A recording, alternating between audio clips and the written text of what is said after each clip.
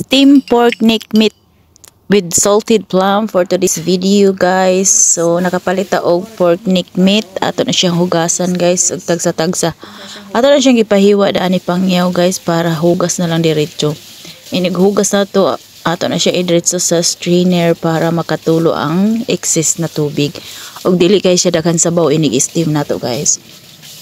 Sa mga inchi kasagaran or kasagaran sa akong amo diri, guys, steam ra gyud sila, dili kay sila sa pinirito, pero akong alaga okay ra sila sa pinirito, basta dili lang kahibaw si amo.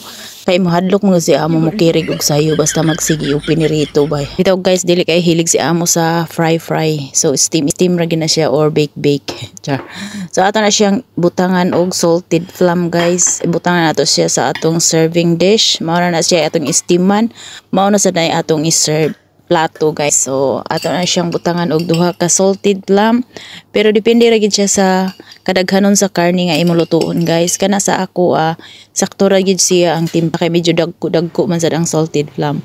So inigahuman nato ato na siyang kumot-kumoton kauban sa karne para manuot-suot jud ang iyang lasa sa atong karne. So ato na siyang kumot-kumoton, guys. Syempre limpyo na ang atong gloves. For kitchen use only rin atong gloves, guys. So ato na siyang i-steam og mga 18 minutes. Dali raman kay na siya, guys, dili kay nato dugayon kay mugahi ang iyahang karne. So mao na atong finished product, ready for serving na. Thank you, guys, for watching, and please follow for more. Bye.